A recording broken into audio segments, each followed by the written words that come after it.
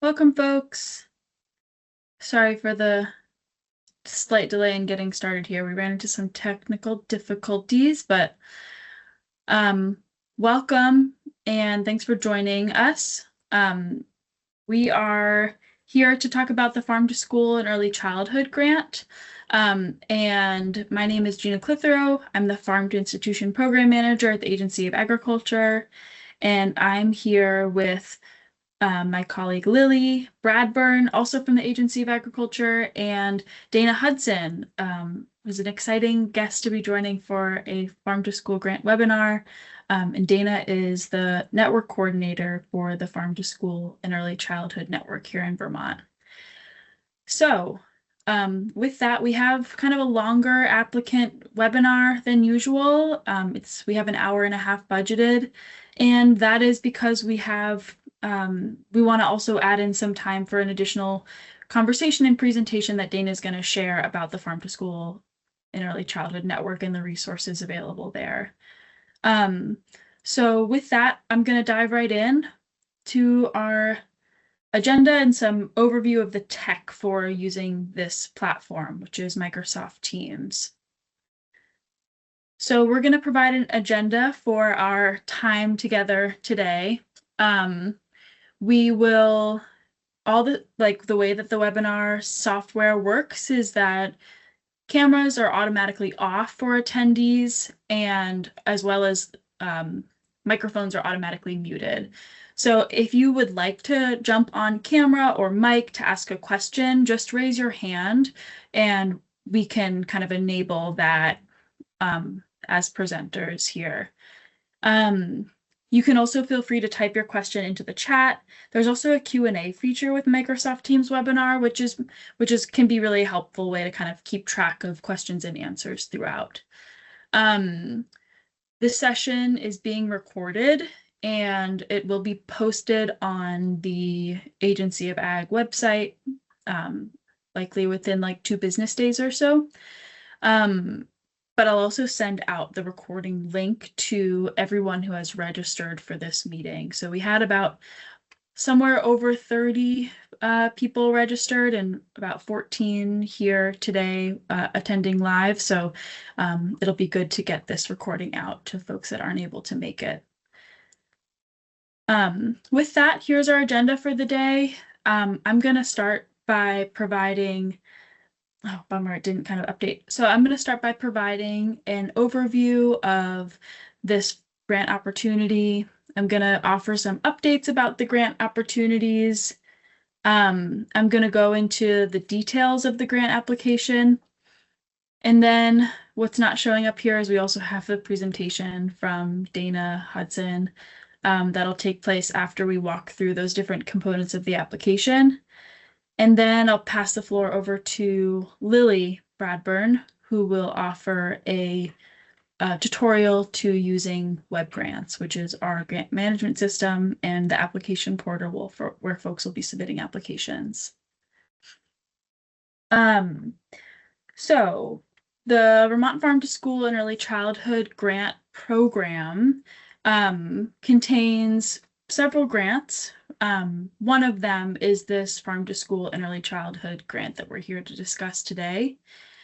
But the overall intent of this kind of package of grants that the agency administers is to fulfill the Rose McLaughlin Farm to School Act of 2006. So this is a state-funded grant opportunity authorized by the Vermont State Legislature. And the intent of the program, as written in state legislation, is to execute, administer, and award local grants for the purpose of helping Vermont schools develop farm-to-school programs that will sustain relationships with local farmers and producers, enrich the educational experience of students, improve the health of Vermont children, and enhance Vermont's agricultural economy. The grant program started in 2006, and our first grants went out the door in fiscal year 2007, sorry. And these are some high-level impact figures that show the reach of the grant program across the state. and the total grants that have been awarded. So far, as of our last report to the Vermont State Legislature, which was our fiscal year 24 report, 160 childcare programs have been funded through the agency's grant program. Over 158 schools and school districts, so that number of individual schools is likely higher than that.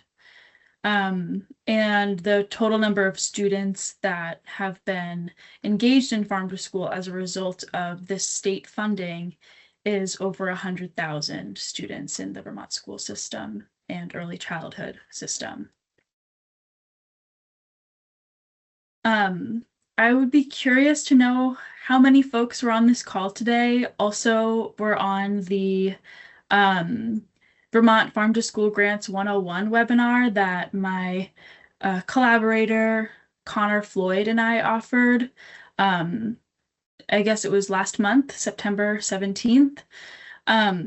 So for those who have participated in that earlier webinar, this is not a new slide for you, but I did just want to give some context as to where this grant opportunity that we're talking about today falls within the high-level calendar of different farm to school grants available within this school year of 2025 to 2026.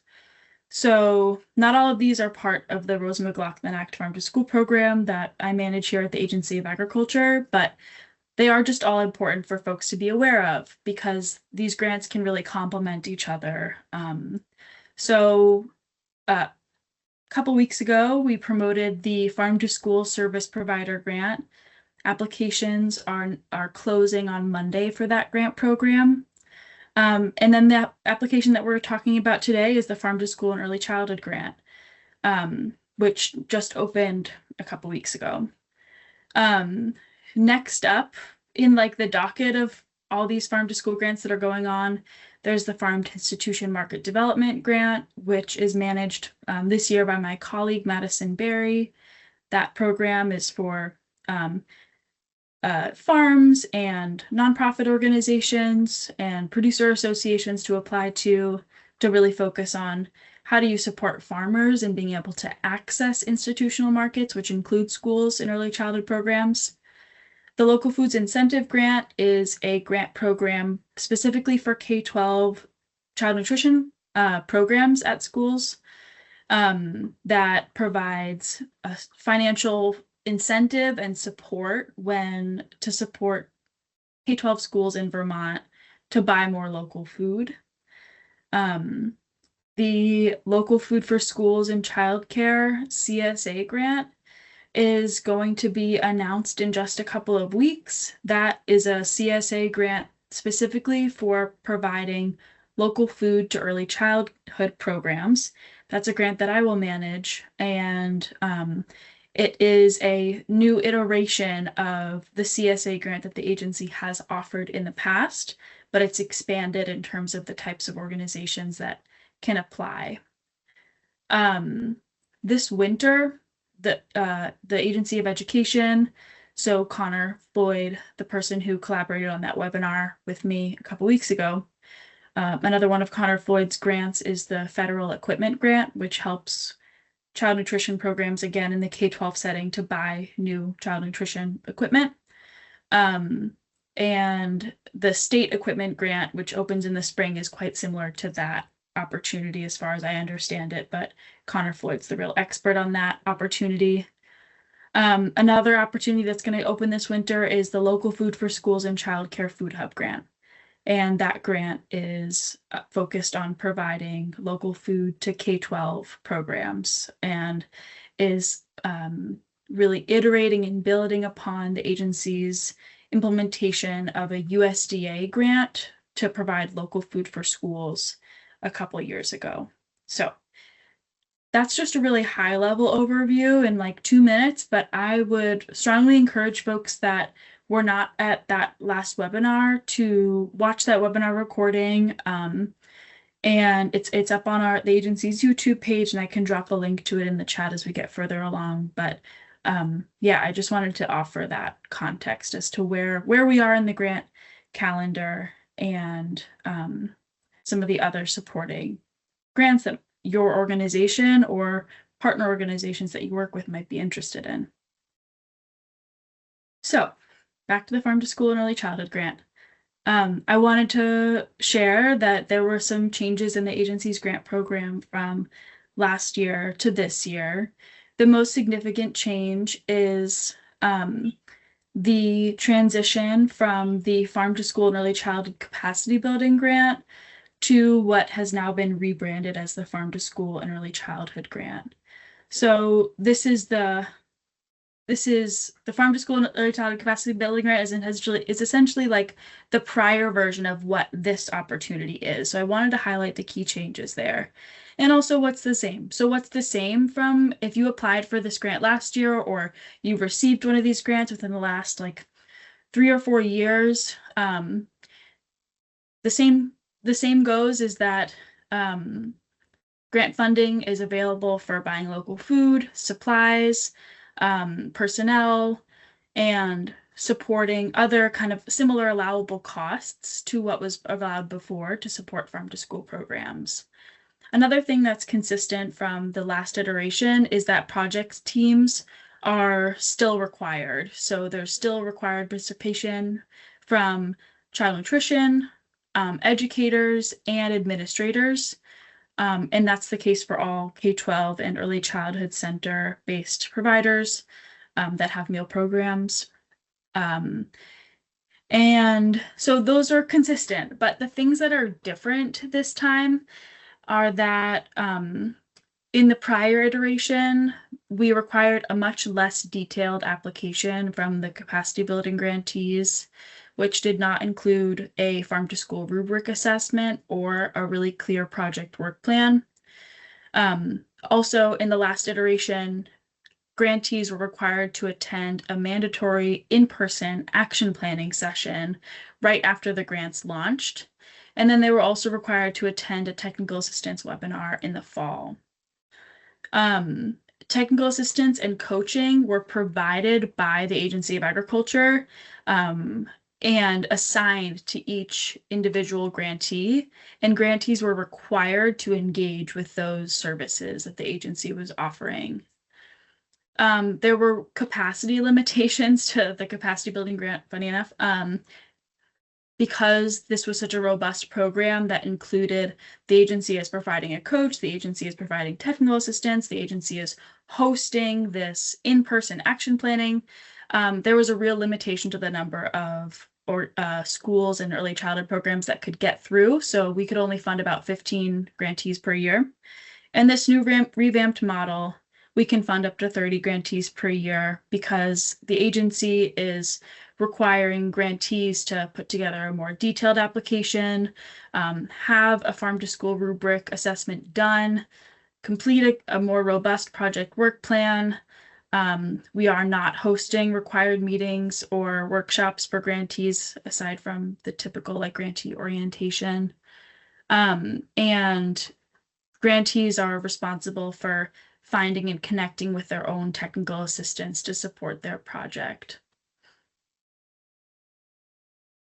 At a high level, these are some of the key components of this grant. The purpose is to help schools and childcare programs build and strengthen farm to school or farm to early childhood efforts. $300,000 is available to award, and the minimum and maximum award is between $10,000 and $30,000. That's another change from last year. This is these are larger grants than the capacity building grant provided as well. The project period is 18 months. So projects will start on March 1st and end September 30th. And grant funding, again, is available by state of Vermont legislative appropriation. And the application deadline is the end of October, on October 29th at 11:59 p.m. Eligible applicants are Vermont licensed early childhood education centers, registered family child care home providers, independent schools that participate in federal child nutrition programs, individual K-12 public schools or school-based pre-K programs, and supervisory unions or educational districts who are applying on behalf of either an individual school or a group of schools within a district. It's important to note that if you've received a farm to school grant before from the Agency of Ag, you are still eligible to reapply. Um, However, when you submit your application, you need to clarify how the proposal will build on the previous work or is a different project altogether, and demonstrate how continued funding will be used to grow or improve your farm to school program.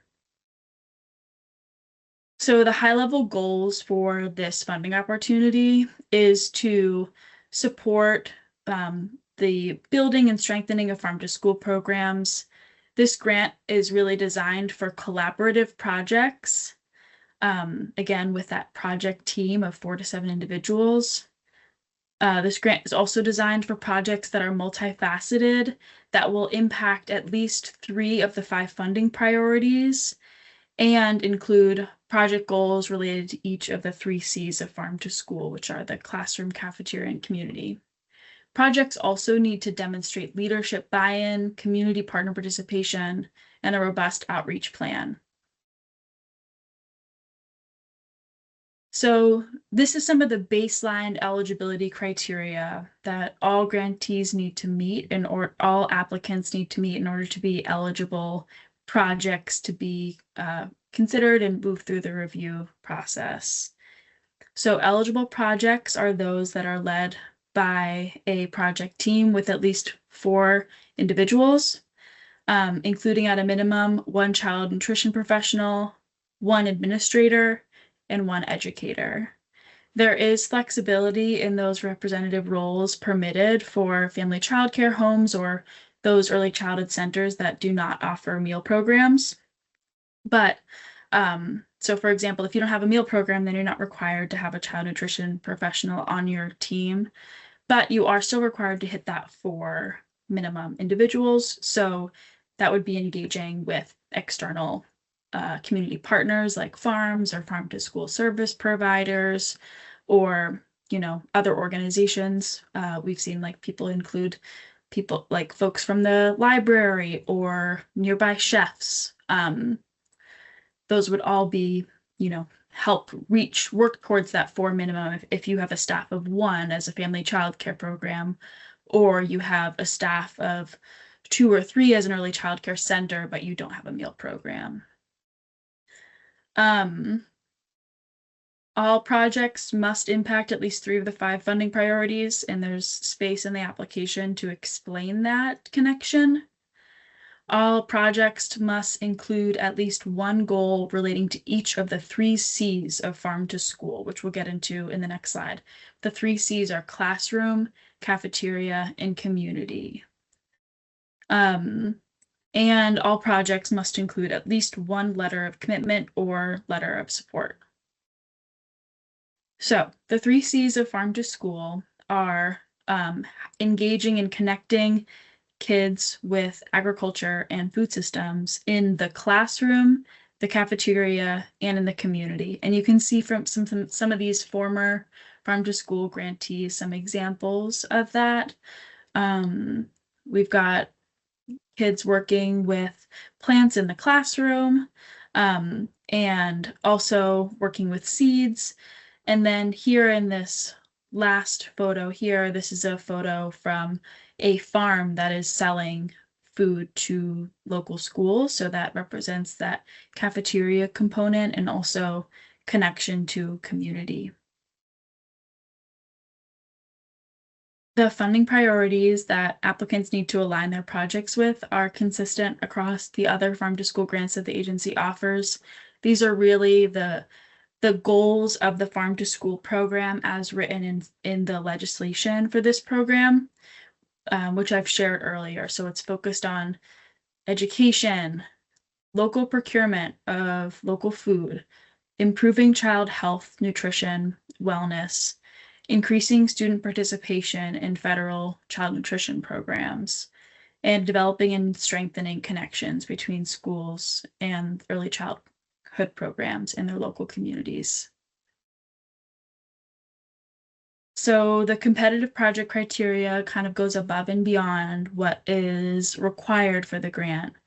And so these are some of those components that are listed out in the request for applications. Team structure, again, 4 to 7 individuals are required. Um, the Vermont Feed rubric assessment is also called the Farm to School rubric. It's required for applicants to use that rubric, and if applicants are using that rubric and they're engaging their entire team in that process to really assess where they're at in their farm to school program development, that's a strength for the application, is giving, robust answers to those questions and an honest assessment of where you're at in your development of your integrated farm to school program. In terms of the goals and expected measurable outcomes, again, at least one goal is required for the classroom, cafeteria, and community. And the work plan and budget is another key component of the application, where applicants will list their timeline, assign folks to tackle certain aspects of the workload, and include deliverables that can be submitted to the agency to show accomplishment of those activities throughout the grant. Another area where applicants can gain points on their application is by engaging with farm to school service providers in their project team and including letters of commitment and support above and beyond the required one letter of commitment or support.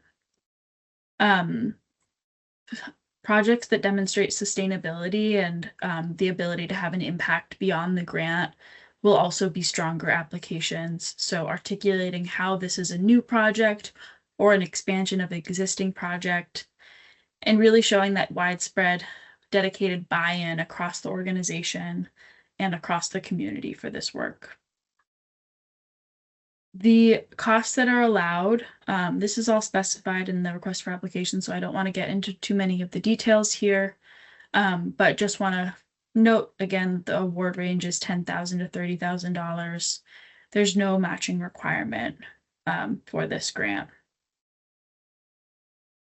Here's a high-level overview of the different components of the application. And I'm going to walk through some examples where I think it might be helpful to show what it looks like to have completed different aspects of the application, either from the request for applications or from prior grantees. So yeah, I'll just dive right into here, but sometimes I think it's helpful to see this overall list, and this will look familiar to you when you get into when Lily takes over and offers that web grants tutorial in the next section of this webinar. So here's an example project team. This is an early childhood education center. Beth, I see you on the call. I've covered up the names and contact info, but I did just want to share the some examples from former grantees showing like a diverse and robust project team that meets those requirements. So this is an early childhood education center, and you can see here, if the text is large enough for you to see, hopefully it is, that their team includes the director of the organization, a school-based worker, food service employee, a parent, and a teacher. So that covers all the required categories of getting someone from the administration, that would be the director, someone from food service, which would be the food service person on this list, and an educator, which would be the teacher at the bottom of that list there. And here's an example from a K-12 school. This one's from Thetford Academy. We have a farm to school coordinator. We have a principal who would cover that administrative requirement, a teacher who would cover the education component, and then food service, which covers the food service component. They also have 2 additional administrators, which is great, and farm to school coordinator, which, can kind of balances that line of in the education world and in the food service world and in the administration, depending on the specific scope of work of the farm to school coordinator at Thetford Academy. So another core component of the application, like I said, is that farm to school rubric. So if this is a new tool to you and you haven't had opportunities to work from a rubric, farm to school rubric before, I just wanted to offer this example here that a former grantee submitted. We are not requiring applicants to submit a completed rubric, to be clear. We're just asking for applicants to provide an assessment of their work after they've completed this on their own. So the rubric has these 4 different sections, the 3 C's. So there's a classroom section, a cafeteria section, which I think is on the next slide here. Yeah, cafeteria section, a community section, and then an integration and staying power section.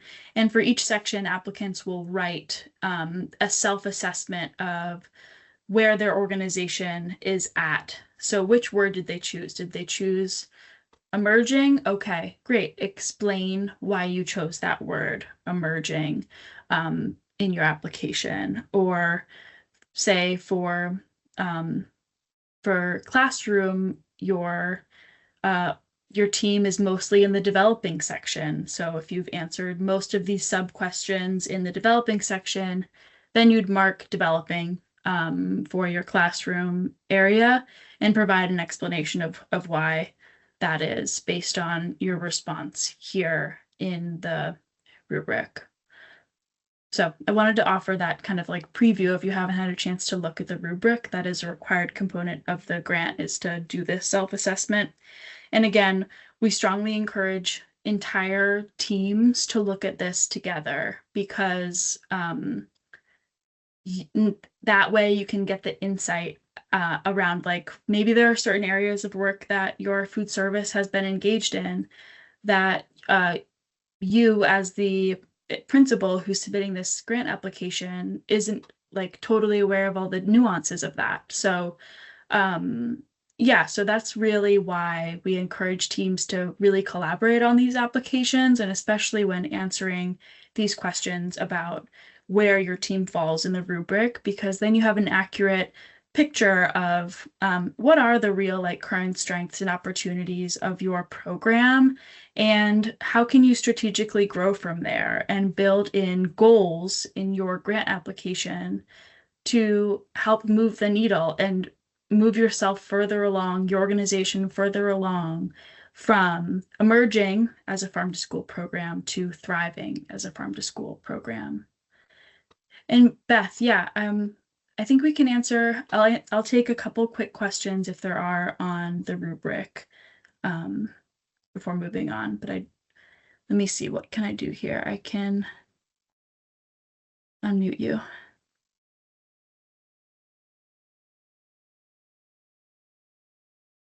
Allow mic. Joanne. Allow mic. Okay, I'm just going to take these 2 questions and then we're going to move on to stay on track with time. So, Beth, you can unmute yourself. Okay, I can also wait. I'm sorry, you probably put in the protocol at the beginning of the call and it was a little bit late, but so if you want me to wait, I can. Yeah, if you're able to sit tight and hold on to your Yep. questions, that would be great. Sure, thanks.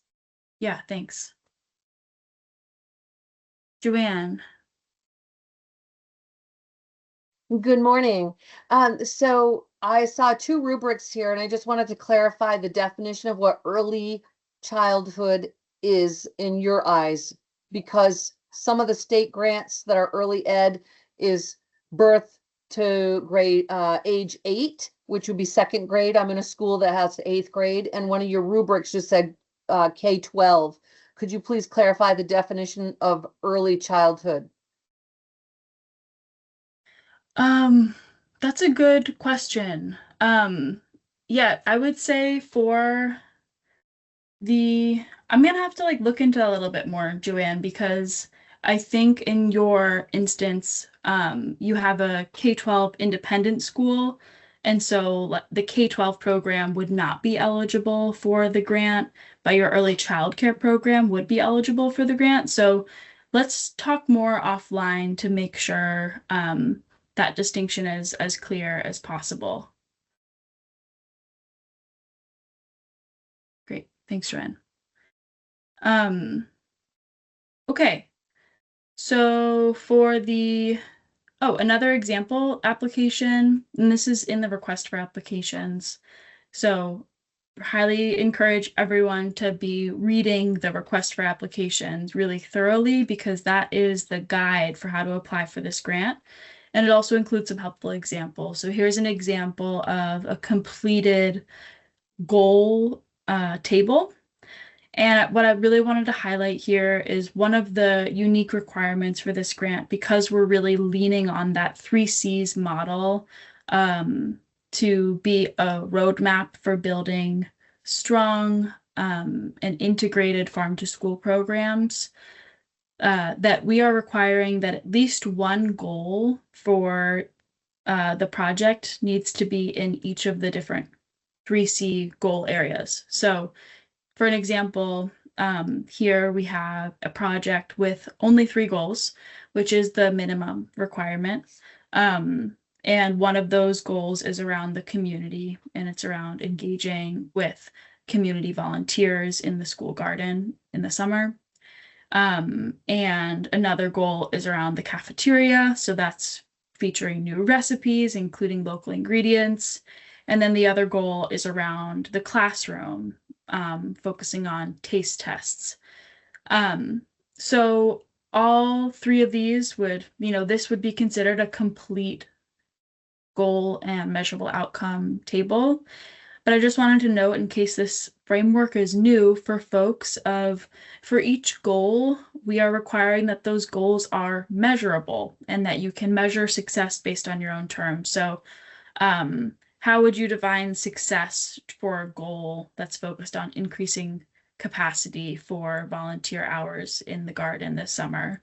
Well, one way to measure that would be the number of volunteers that participate. So that is your performance measure.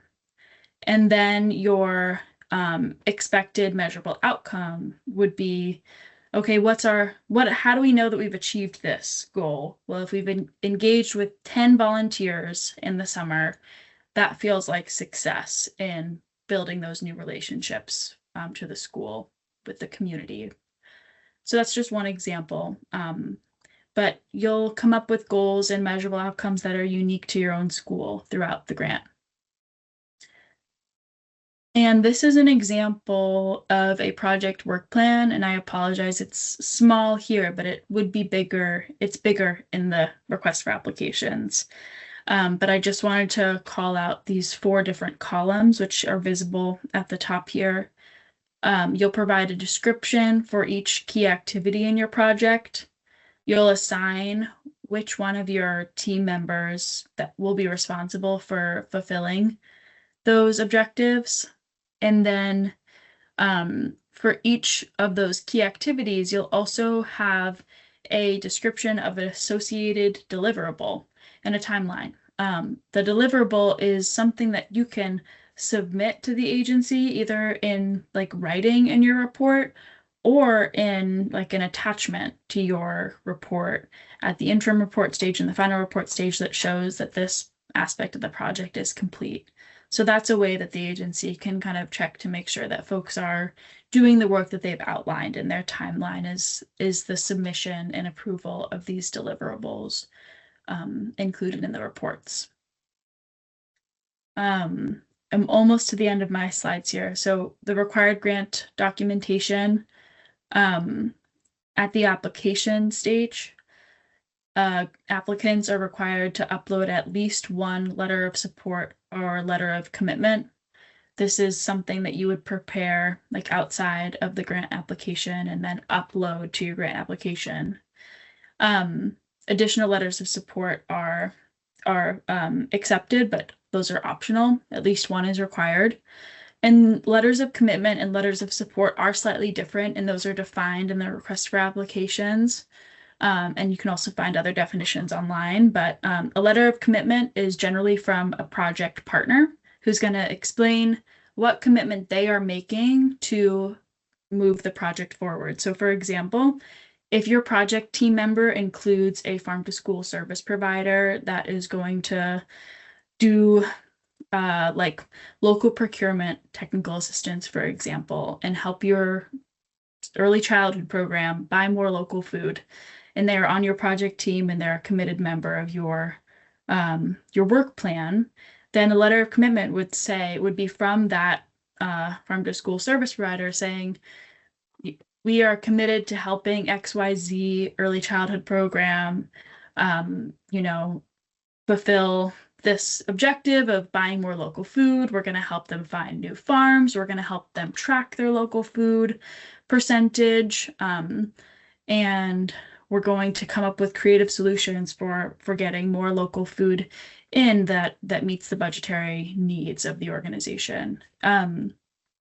A letter of support is quite different. A letter of support can be much more broad. Like, this could be submitted by someone in your town government, or it could be submitted by a farmer who is just supportive of the idea of your organization becoming more connected to the agricultural community and values the importance of those connections to nature for young folks. Letters of support could also be from parents who are excited about the opportunity for their kid to be exposed to agricultural education or local food in their childcare setting. So those are some examples of letters of commitment and support, but there's more information in the RFA. The other required attachment that you'll need to upload is the Good Standing Certificate, which is just a standard requirement for all of our grants. There's a link within Web Grants to actually download that form, sign it, and then upload it. So it's pretty straightforward. But if you have questions, just let me know. And then again, optionally, you can upload additional letters of support or commitment beyond just the required one. And you can also upload supporting documentation, which is just like a space to upload other PDFs. Maybe you have a report showing like work that you've done in the past, or you have some kind of like a study about like food security issues in your community that your project is going to work on, or links to a news article about your project from another, about your program and their work with Farm to School. Any of that is just helpful context, and it's not required, but available.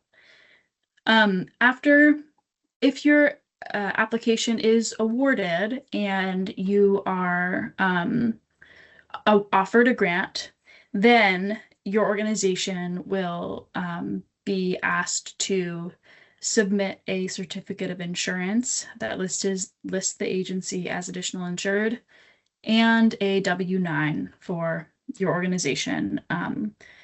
And so if you have questions about those things, reach out. There's also a lot of detail in the request for applications. These are, again, standard requirements for state of Vermont grants.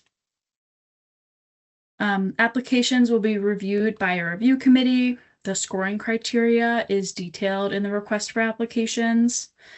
And yeah, if you have questions, let me know. But I do refer people often if they're trying to figure out like, how competitive is my project? We're doing these things. And I'll say, well, look at the scoring criteria and to help you make those informed decisions. I'll just note that project proposal and organizational commitment and collaboration and partnership are all equally valued. So having a really high quality proposal is important, but it's equally important that you demonstrate commitment across your organization. And it's equally important that your organization is connecting to outside organizations. How many times can I say organization? Connecting to outside organizations and connecting to farm to school service providers and connecting to the farm to school network. And then the budget is also important, to be clear. And there's a grid for that and also a narrative section. The payment schedule for this grant and just the general timeline is important to note. Again, 11 months. The first 40% of the grant is paid up front. And then the second 40% is provided at the midway point of the project, which is in December of 2026. And then the final payment is held to the end, and that's the 20% final 20% of the award, which is paid out after the final report has been approved and the completion of all the deliverables and the expenditure of the full grant has been demonstrated. So how do you apply? Visit the grant webpage. You'll find the request for applications there. You'll also find a link to the application portal. You'll also find a link to a web grants application guide, which Lily will share, which is a helpful step-by-step tool to supplement the tutorial that Lily's going to offer. You'll also find this webinar recording in case you want to go back and listen to us talk again. And when you're in web grants, that's where you'll submit the actual application, but the grant webpage is what holds all the broader information about the grant. And again, application deadline is October 29th at 11:59 p.m. So thanks for listening. Good luck with your applications. And I guess I'm not going anywhere. I am going to pass the floor over to Dana to offer an overview of the Farm to School and Early Childhood Network resources. Dana, are you able to share your screen for this? I am hoping that I'll be able to share. So let me just do a quick hello and intro, and then I will move over to the network website. Great. Hi, everybody. Dana Hudson. I coordinate the Vermont Farm to School and Early Childhood Network. And I'm just going to take a few minutes to share with you some of the resources and links that are available to you, show you how to access some of the farm to school organizations that are around our state and that can support you. And what I'm going to do is I'm going to see through this Microsoft Teams if I'm able to share the network website. And I'll just give you a little tour around and explain what's available there. So give me one moment.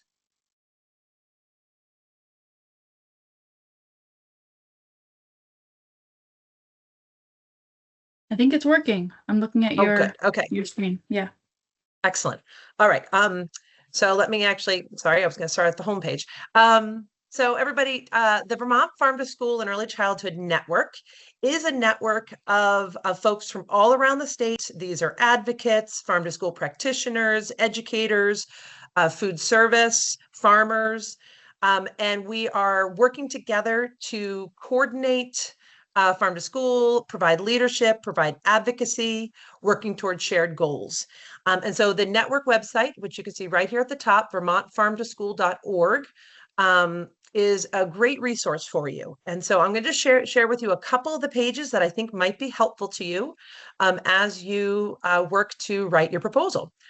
So first, I'm going to share that if you go up here to the top menu to who we are, and you scroll down to partners, this is actually a place where you can find sort of who is in your area of the state, who is working statewide, providing technical assistance, coaching, services to schools, farmers, food service. So just sorry, if you scroll down, you'll see that this is organized by, we have both regional support organizations and then lower down are statewide organizations. But you can scroll down and sort of see like who are the groups, who are the organizations that are out there that might be able to offer you resources, offer you technical assistance, offer you coaching. And you can see that it says sort of where they're serving. So here, Healthy Roots is Franklin and Grand Isle. You know, you keep scrolling down. Oh, wait, you know, I'm in Orange County. Here's Vital Communities down there. You know, so there's lots of different regional organizations. And then if you look actually at the listing, so here's Green Mountain Farm to School. You've got the website that you can click on and go to their site to learn more about them. You have the contact email of someone to reach out to, and then a list under each organization as to what type of services they provide. So maybe you're looking for someone that can do nutrition education consulting, or you're looking for someone that can do meal planning and programming support. So you could find those resources. Now, if you don't find in this list someone in your county or your area, or you're looking for services that you can't quite, you know, find what you need, you keep scrolling down, there's statewide organizations. And so there's a lot of wonderful people out here that are ready and willing to support you. So like the Center for Ag Economy, they're up in the Northeast Kingdom. So they work mostly with Caledonia, Lamoille, Orleans, but in Washington, but they also do some statewide programming. And you can reach out to Reeve to find out more. So there's lots of organizations here, Hunger Free Vermont, Salvation Farms, that want to be there to support you. And they might have services that they can offer to you for free. They might have services at a paid rate that you could build into the budget of your grant. So just know that there are lots of organizations that are available to you, and you just need to find, what you're looking for exactly. And hopefully there's someone here that can help you. All right, I'm going to scroll to the top. Hope I'm not making anyone dizzy. But so that's again underneath the Who We Are Partners page. So after that, I wanted to show you some sort of resources that are available. So across the top here of the menu bar, if you click on resources, this is a catalog of curated resources, some that were created in Vermont, some that were created in other parts of the country that sort of meet sort of our Vermont way of doing farm to school and farm to early childhood. There are everything from like, here's a recipe book, to webinars and information sessions, to farm to early childhood resource guides that have activities and strategies. So there's a lot of resources out here. So let's say you're looking to do some taste testing. Well, there's a couple different taste test resource guides on this list. And I, of course, was looking for the Harvest of the Month one, which is here.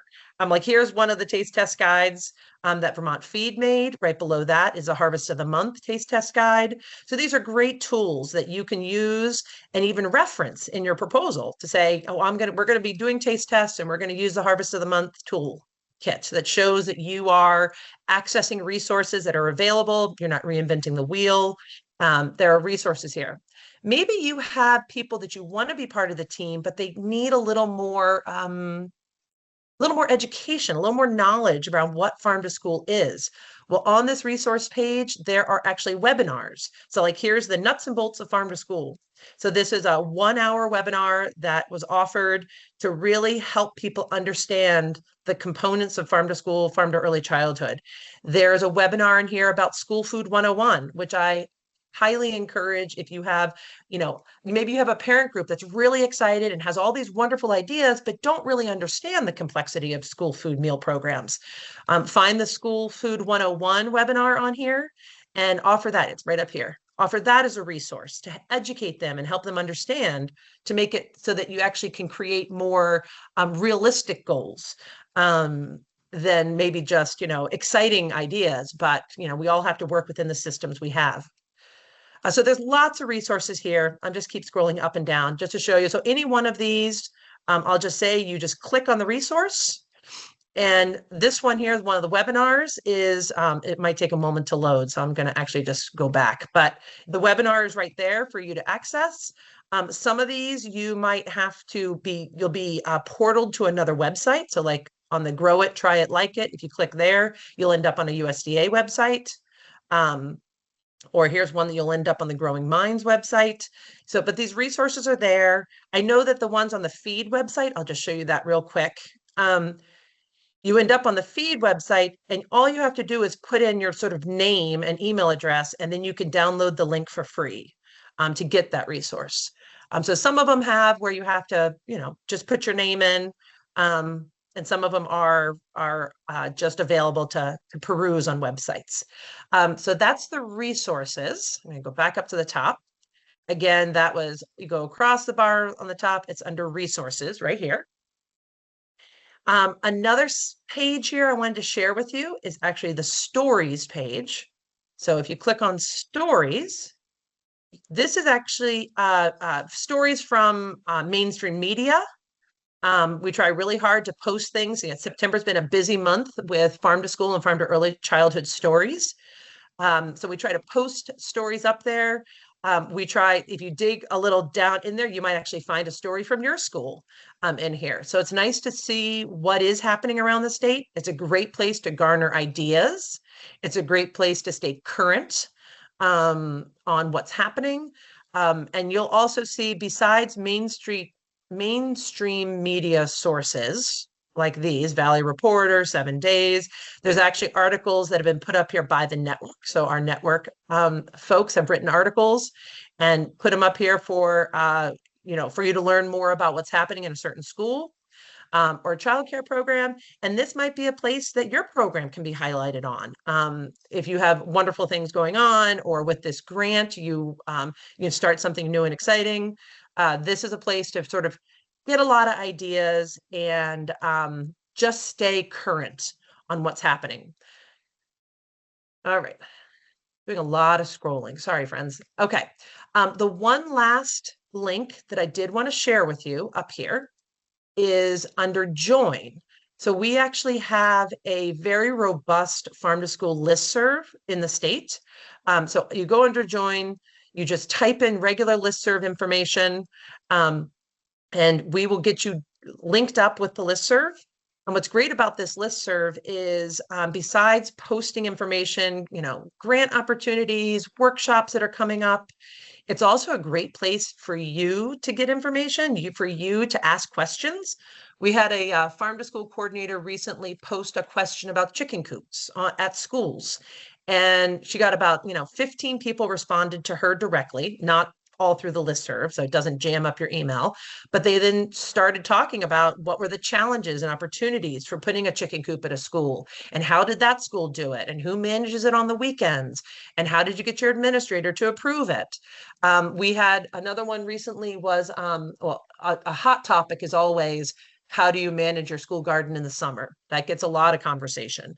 So the listserv is just a great place to find out about events happening in your area, as well as for you to pose your questions. So that's pretty much, there's a lot more things on here to share, but for today, I wanted to share with you again, if you're looking for partners to reach out to get support from, underneath the Who We Are partners there, that there are lots of resources available on this website. There are stories for inspiration, and you can join also the network and the listserv. So I tried to keep my time short, and I will stop sharing if I can figure out how to do that. Yes, you did. Oh, good. Okay. Thanks, Gina. And I think we're going to wait on questions. Is that right, Gina?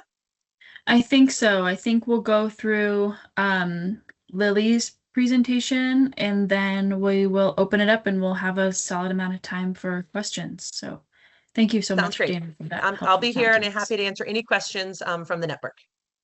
Awesome. Thanks for sticking around. Okay, Lily, all yours. Amazing. Great. Yeah. Hi, folks. I'm Lily Bradburn, they, them pronouns. I'm a grants and contract specialist with the Agricultural Development Division for the Agency of Ag. So I provide support both to the Farm to School program as well as the Working Lands Enterprise Initiative. So anything at all related to web grants, to technical aspects of using that system, and then if you are awarded in the grants and contracts process, some of that like technical side, that is the role that I hold. And I'm going to show a overview of how to register in web grants, get that process started, and then go through some of the more technical aspects of utilizing the web grants portal, the application, and getting familiar with how that layout works. So I will share the screen. Great. Can folks see that registering web grants page? Yes. Awesome. Great. So this is just a small how-to guide that is available in the RFA on how to actually get registered in the web grant system. It gives you just a nice step-by-step tutorial, and let me see, this is the registration page itself, again, which is linked in the RFA of how you can go about registering. And I would recommend, as had been mentioned earlier, it's also reiterated in other places in the RFA, definitely recommend registering sooner rather than later. Your registration can take about 2 days to go through. And what you'll do first is you'll go and fill out the registration page. Big sort of umbrella rule of thumb with web grants: if it's red and it has an asterisk, it means you're going to be required to fill it out. So you'll be filling out this information for both yourself, but then the organization for which you are applying on behalf of. One thing I like to recommend to folks, especially if you're planning on sort of a multi-partner project that you're going in on, you want to think about the organization applying for this application on who will ultimately hold the financial responsibility for this grant. So if you're going to be partnering with someone, but you think, well, actually down the line, if we are awarded, the person submitting claims for payment would actually be organization B versus, myself and organization A, it would actually be organization B you want to make sure is applying. So just keeping that in mind, if you've got multi-partners, you've got like a whole slew of folks who will be working together, just thinking through for that first step. And then, so you would be filling out your contact information and as well as the organization information so you can submit that. And then what you'll end up getting is 2 emails. The first one will have your user ID. The second one will have a temporary password that I definitely recommend folks go ahead and change once they log in for the first time. And then Lily, can I yeah. chime in super quick on that point that you made back on that Yeah. registration page about which organization should be the lead applicant? Yeah. Yeah, that's super important, and it just makes it a lot easier if the person that starts the application and registers to create an account to start an application is the ultimate like the fiscal holder of the grant. So in the case of a K-12 school, the fiscal agent is the school district. So having having an organization that is the school district is important for starting an application. And similarly, for in the example of like an early childhood collaborative, where there are going to be like 5 different early childhood family childcare programs working together on an application. If there's one organization that's going to be taking the lead in fiscal management, they should be the ones to be submitting the application. So yeah, I just wanted to give some examples of that clarification that you had made there. Yeah, definitely. And that's also not to say that an individual who might be, say, from the school district has to be the one to actually fill out the application. Web Grants allows for, whoever's going to be maybe the primary project person can actually be the one filling out the application. But it's more just making sure that initial organization you choose will have that responsibility. But you as an individual can be attached with the application to fill it out. And then I wanted to point out on the main page for this funding opportunity, there are several links to help out, including the Web Grants application guide that you can actually follow through for sort of a step-by-step process of how you'll access this application. And so when you go to log in for the first time, I always like to point out on this login page that there is my contact information right there. So even if you're having issues with, say, you've registered, but you're having login issues, all of my contact information is right on that page for folks. And then also if it's your first time registering, there's this yellow button where you can click and that brings you back to that registration page that I showed folks. So when you log into Web Grants, the first thing it brings you to is sort of this work assignment dashboard. This is just the main page, main hub.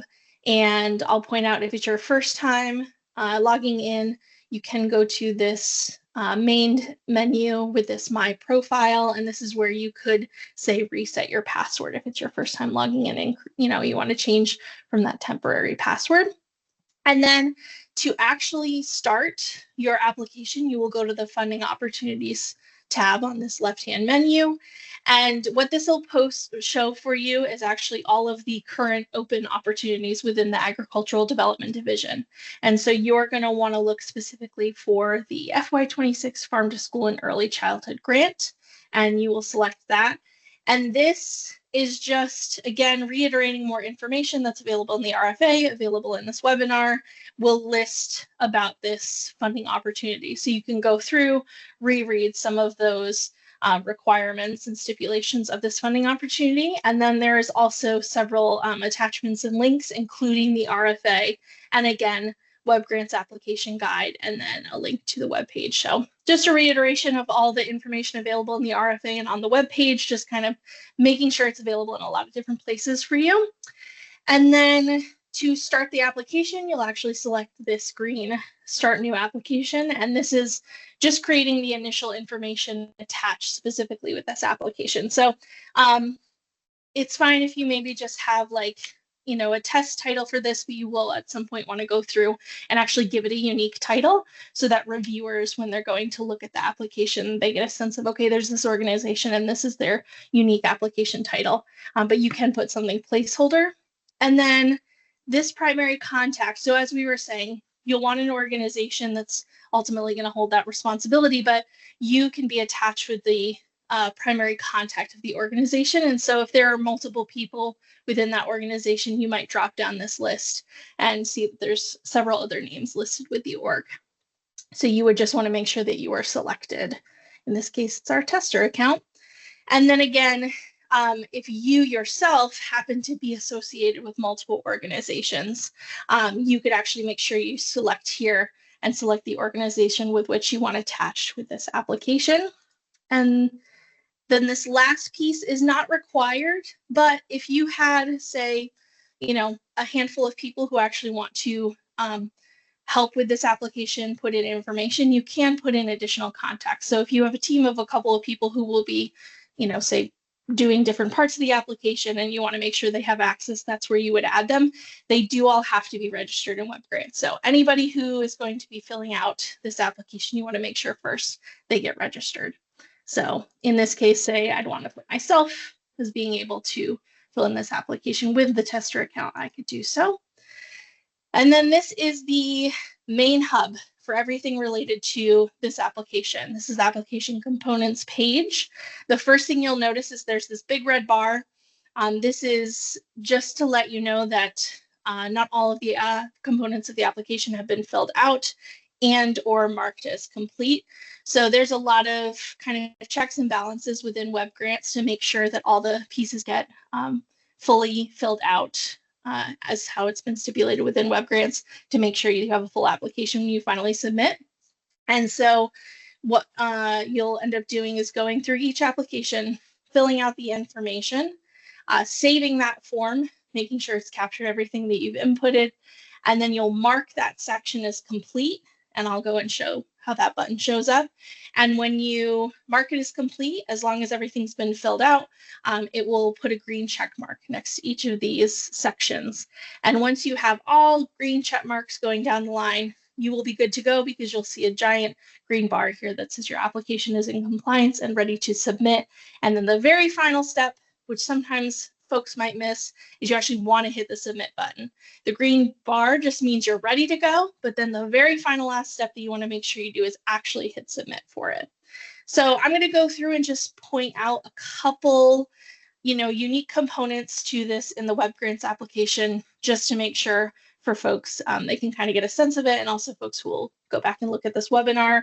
The first thing I'll point out is that WebGrants can be a little tricky when it comes to using your browser's navigation to buttons. So whether it's Chrome, Microsoft Edge, anything with like a back button or a fresh button at the top, I recommend not using those and instead using the internal buttons within WebGrants. So you can see here, there's a back button here for this application. And I'll show where there's some tabs, but just trying to navigate within WebGrants itself, because sometimes you might hit, say, your browser's back button. It might take you to the wrong page. It might not have like actually saved the information that you were, you know, just currently trying to work on. So it's just something we recommend for folks. And let's see, we will pull up first.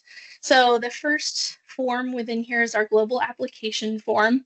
This is the form that is in every agricultural development funding opportunity application and gathers just some basic high-level information about the applicant and the organization. And then the one section that I wanted to point out to folks here is right at the end is a voluntary demographic information section. There is a link here. It's an anonymous form. It will actually take you to a Microsoft Forms outside of WebGrants But what I would always recommend is if there's ever a hyperlink within an application that you want to select, always just right-clicking and opening a new tab.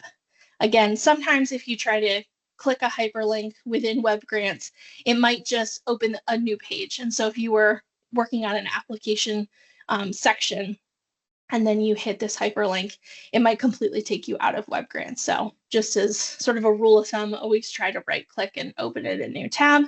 And you can fill out that information in that separate form if you would like to, but you don't need to.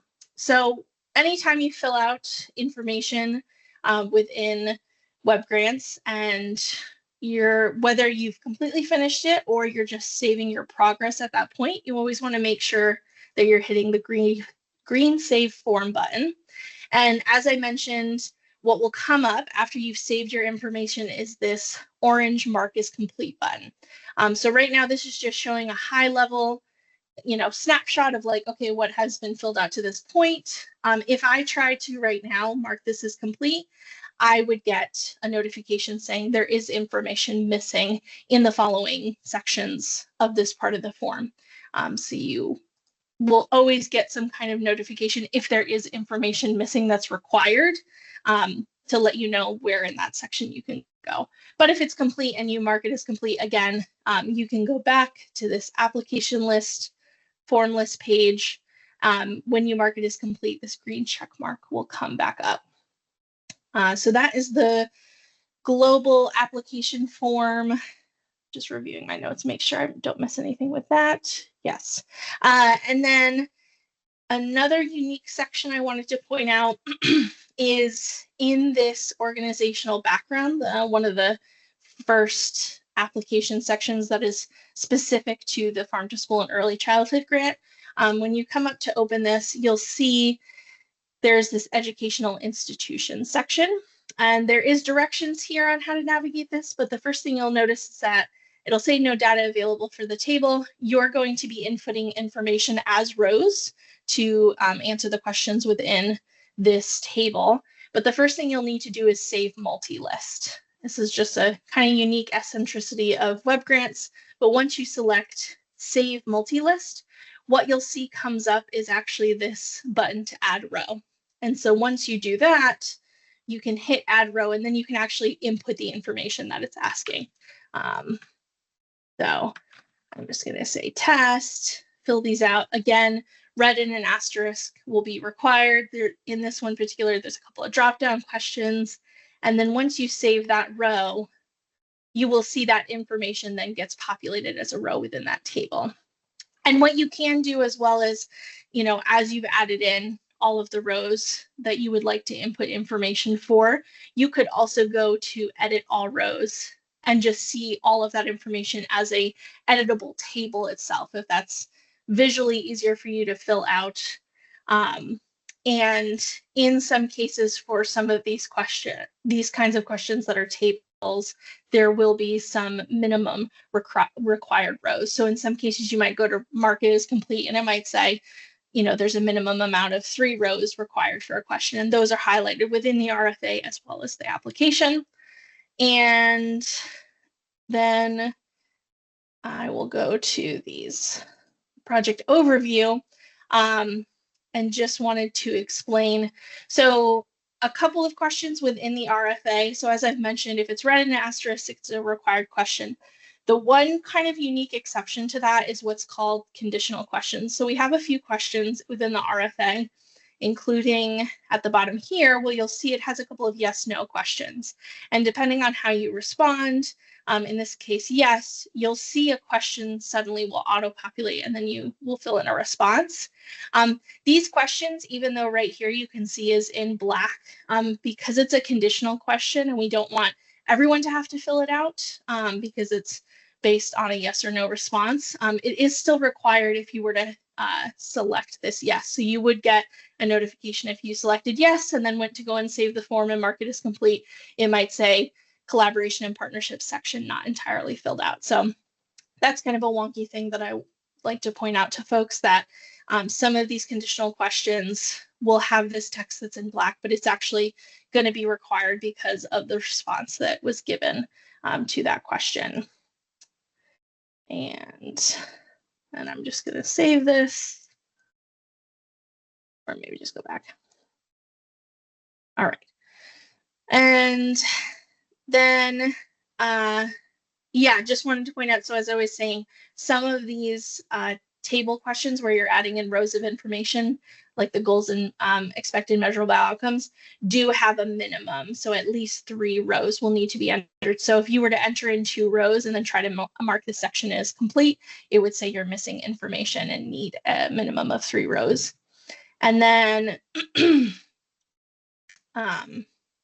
for the budget, this is also a table of information to fill out, but it's pre-populated with all of the fields that you will need to fill in. The one thing that I want to note, so you'll see here that this grant funds column is marked in red. What this means is that the information in that column is required. However, not all projects, certain budget lines might not be relevant. And so what I recommend to folks is, where budget line items will be relevant, fill in that numerical information where needed. And then sometimes what happens, this isn't like always the case, the web grants form might not pick up on these default zeros. So I might recommend that, say someone puts in 10,000 here, just going through and putting in zeros. You can try and save the form and see if it comes back when you mark it as complete that there's something missing, but I just recommend that because again, it's asking that wherever you do have a budget line item that is relevant for your project, you're filling in a monetary amount, but sometimes it might not pick up on the default zeros. So that's just like a weird kink sometimes with web grants to figure out. And then one of the final sections with a unique question within web grants is the attachment section. There is one letter of commitment or support that is a required attachment. And so in this case, you would be able to select file. It would navigate you to your computer's internal file system, and then you can upload the documentation that's required within there. And the final piece that I'll point out is so that state water quality compliance certification that Gina had mentioned for the Agency of Natural Resources, everyone is required to fill out receiving a grant from the agency. And the form itself, we link right here to a blank form that you can fill out. But again, recommend right click and open a new tab. And the form has places to fill out. Occasionally what I've found is the signature section doesn't always pull through. So just double checking that your electronic signature or wet ink signature, if you do download it and then scan it back in, just that all goes through. And then again, you select the file and you can upload that. And go back. So once you've filled in all the sections within this application, you mark them as complete. You want to make sure you've got this green check mark next to the complete column. And then at the end, you'll get the green bar that goes across. This is your application's ready and in compliance to submit. A button will show up here that says submit application. And once you've hit that submit application, the application has been sent in and is ready for the review period. And the other thing that I'll mention is if you ever want to navigate back to this, so you filled out some of the sections, you save it, and then you want to come back to it, you can do it one of 2 ways. So when you're at this main dashboard, when you log in, you can either just go back exactly the way that I showed folks. You go to funding opportunities, you go to specifically this FY26 one, and then right at the top, your application, you can just click on it and edit application. Or if you were back at the dashboard, you could also select applications. And then there's a lot here because this is our sandbox test environment. You could just search in here for that specific application that you have. And sorry, I had a mouse die right as I was doing this. It's okay. I think it might be good to wrap up the tutorial a little early. Unfortunately, I went over and my my portion, but I want to just give some room for questions. Thank you, Lily. That was Yeah, really super helpful and comprehensive. definitely. And so I'd ask Dana if you would like to come back on camera. Um, yeah, let's open the floor for questions. Any questions about the grant, the application process, the resources available through the Farm to School Network? Yes, Beth, thank you. Are you allowed to unmute yourself? Yes. Hi, Okay. I am. Hi. Thank you. So we have, we've received some grants in the past that have been amazing, and we've been able to do a ton of stuff here. And at the same time, we are, we're part of a Bennington County Early Childhood Farm to Early Childhood Collaborative, and looking at this grant, we would like to, through that collaborative, partner with other early childhood education providers to, utilize funds or apply for funds. So there are some things that are kind of a no-brainer, like we, the last couple of years, we've done the Farm to Early Childhood mini conference in Manchester at Hillbean, which was great. And we've done it for a couple of years, and so funding is always a question. So that's something that we would love to ask for funding for, right? But then, in thinking about the application, there are things I think we want to do as a region, but there are also things that we want to do as individual centers. And so I don't know if this is, and this is pretty much the bulk of funding, right, for this year, other than the CSA that's open to early childhood folks. And so I'm just kind of wondering, and, knowing that the application has a certain character limit to every question, and, if there are multiple parties involved, I'm just kind of trying to think about that in a new way in terms of, is there the capacity to ask for things as a group for the region, but then also maybe some, sort of little sub projects for individual centers, like how is that allowable? And I'm just trying to think how we would cram all that in and things like that. I don't know if you have any thoughts about that, because that's a new approach for us. Yeah, that's really interesting. Thank you for sharing, Beth. Yeah, we have had in past iterations of the Farm to School and Early Childhood Grant, which was the capacity building grant. We did have like collaborative applications come through from groups of providers, and those projects were they've looked different ways. So I think like sometimes we've had projects where the focus of the project is really on building that collaboration and building those support systems. So there have been a project focused on like collaborative events, and it'll be like multiple centers working together on different like Harvest Day events. Or but then we've also had projects that where an organization of an early childhood professional network down in the Upper Valley purchased made a bulk purchase of these garden beds, these raised bed supplies, on behalf of like 20 different providers. And each provider that participated in this project that was in the early childhood network in their area received a garden bed. So those were, those were benefiting individual programs separate from one another. But then they had aspects of their project that were focused on building that support system around gardening. So the providers together like had a Facebook group where they were sharing recipes and gardening success stories and challenges and asking questions of each other. So I think you can kind of like I think you can do both in an application is what I'm saying. I just think the overall objectives of the grant need to be cohesive. And if it feels like there are like really scattered components that don't really connect to each other, then it might be better for individuals to apply separately for their own cohesive projects focused on building integrated farm to school programs at each organization. But I think it's possible to have a collaborative application that does tap on the 3 Cs for all organizations. So I don't know if I'm answering that super clearly, but I just think there's a lot of room for creativity. And yeah, that would be my initial response. Yeah, I'm curious, Dana, if you have experience with this area that you'd also like to share.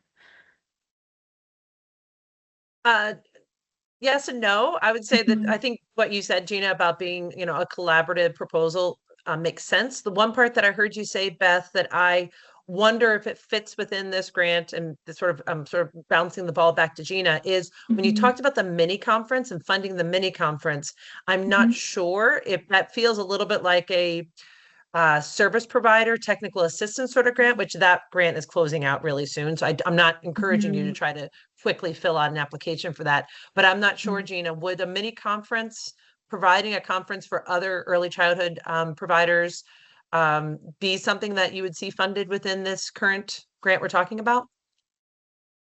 It's a really good question. Um, yeah, because that is a service that's being provided to many early childhood programs versus just a small cohort. So, um, I don't know. I think I could see it again in either place. I think I would initially think of that as being a service provider type grant application, but I think it could there's flexibility here to also find space for that if it's going to support the attendance of like individuals at your organizations, for example. Like if there's a registration fee and that registration fee is being covered for folks in your team to be able to participate, then that has a clear benefit to your organization and your organization's ability to build a robust 3Cs program. Thanks for that question, Beth. Happy to chat more offline. Any other questions?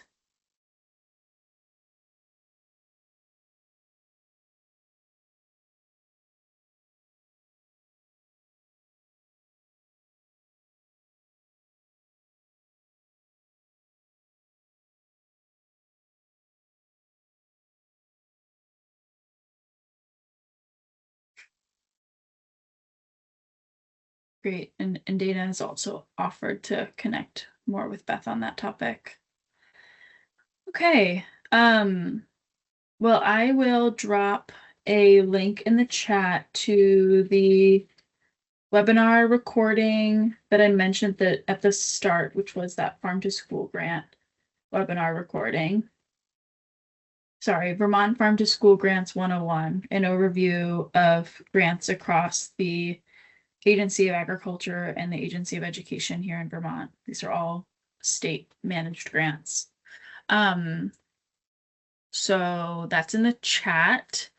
I also dropped links in the chat to the Agency of Ag's Farm to School grant webpage, the Farm to School, which has the link to apply for this opportunity, and also the request for applications detailing this grant. I also dropped a link in the chat to the Farm to School Network webpage. So that was the preview that Dana provided. Dana walked through the partners page, which is a place for folks that are new to Farm to School to get a hold of and connected to partner organizations that can help connect them to resources. Dana walked through the resources page, which gives different curriculum tools and different reports and examples of work and webinars that can help people actually do the work and build on prior experience and rather than reinventing the wheel and creating new resources. And then the last link in the chat, oh, and then the other page that Dana shared was the stories page, which is a chance to like actually see what's happening on the ground with Farm to School across the state. So I would really encourage folks to spend some time both on the Agency of Agriculture grant page to understand the actual opportunity, but also on the Farm to School Network page to really get a sense of what's happening in the farm to school world right now and how you can leverage the resources available to submit a really competitive grant application. And then lastly, the Web Grants How-To Guide, which is a kind of like a printed version of and a synopsis version of the tutorial that Lily offered that's more general to apply to a variety of grants. So Thank you, Dana and Lily, for helping with this presentation, and thanks folks for joining and listening in. Good luck with your applications. Don't hesitate to reach out to any of us with questions. I'm going to drop my email in the chat, and Lily and Dana, feel free to drop your email addresses in as well. We're here. Just note that assistance might not be available right up before the deadline, so feel free to reach out sooner rather than later to get your application started or work through roadblocks. All right. Thank you all so much for joining, and take care. Enjoy the rest of your day. Thanks all.